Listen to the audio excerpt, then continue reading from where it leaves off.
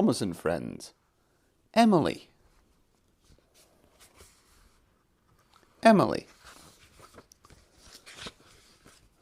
This is a story about Emily, the single Stirling engine.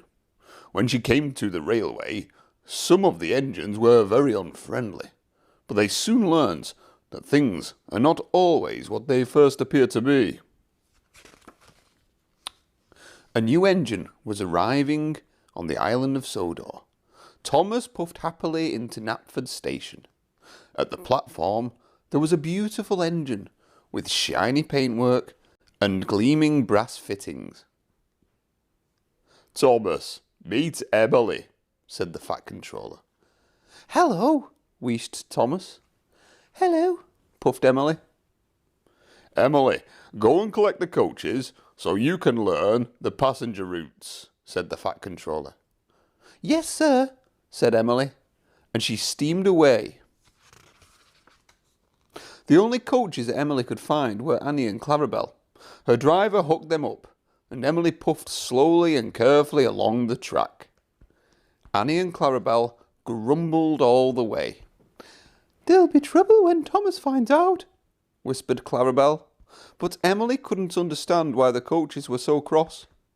She passed Edward and Percy and whistled a friendly hello, but the engines just stared angrily at her. Emily was pleased to see Thomas puffing down the line. "Hello, Thomas," she called cheerfully. But Thomas glared at Emily when he saw she was pulling Annie and Clarabel. "Those are my coaches," he muttered crossly. Now Thomas was being rude, and Emily had no idea why. She chuffed away, feeling very sad. Thomas was at Maithwaite station when the fat controller arrived. "I want you to go to the docks to pick up some new coaches," he ordered. "New coaches?" exclaimed Thomas. "But, sir—" "Really useful engines don't argue," shouted the fat controller. Thomas was very unhappy. He thought the new coaches were for him, and he wanted Annie and Clarabel back. Later that day, Emily returned to the yard. Oliver was very surprised to see her pulling Annie and Clarabel. "Those are Thomas's coaches," he cried. "No wonder he was cross," said Emily. "I will return them straight away." Meanwhile, Thomas was puffing angrily along the track with the new coaches. "Don't want new coaches," he chuffed. Emily was on her way back when a signalman waved her down. Oliver hadn't cleared his box. Emily sped off to see what was wrong. Oliver had broken down on the track crossing, and his driver had gone for help. Suddenly, Emily heard a whistle in the distance. Thomas was steaming along the track, straight into Oliver. He would never be able to stop in time. Emily quickly charged towards Oliver and pushed him off the track just before Thomas rocketed past. Emily had saved Thomas and Oliver. That evening, the fat controller had a special surprise for her. "Emily, you were a very brave engine," he said. "So it gives me great pleasure to present you with 2 brand new coaches." "Thank you, sir," replied Emily. "Thomas, I'm sorry I took Annie and Clarabel." "And I'm sorry I was so cross," said Thomas. Emily was very happy. She had 2 beautiful new coaches and a new friend. Later that summer, the fat controller opened some new routes. Emily was given the flour mill special.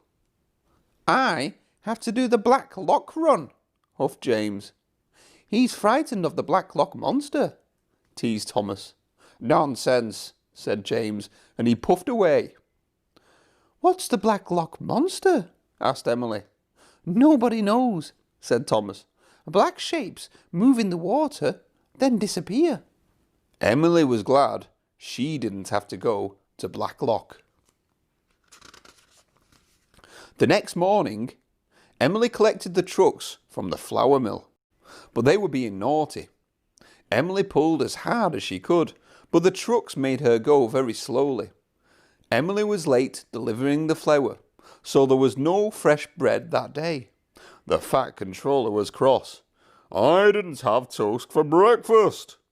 If you are late again, you will have to do the Black Lock run instead of James." "I must get the flour to the bakery on time tomorrow," puffed Emily. But the next day, the trucks were being naughty again. They told Emily to leave before they were coupled properly, so half of them were left behind. The bakery manager was very angry when Emily arrived with only half the flour. Emily raced back to the mill for the rest of the trucks. She was very cross and shunted them with all her strength. But the trucks had taken their brakes off. They rolled backward and splashed into the duck pond. Emily was covered in a gluey, floury mess.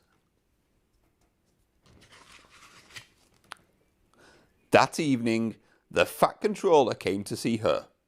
"Emily, you are going to take over the Black Lock run," he shouted.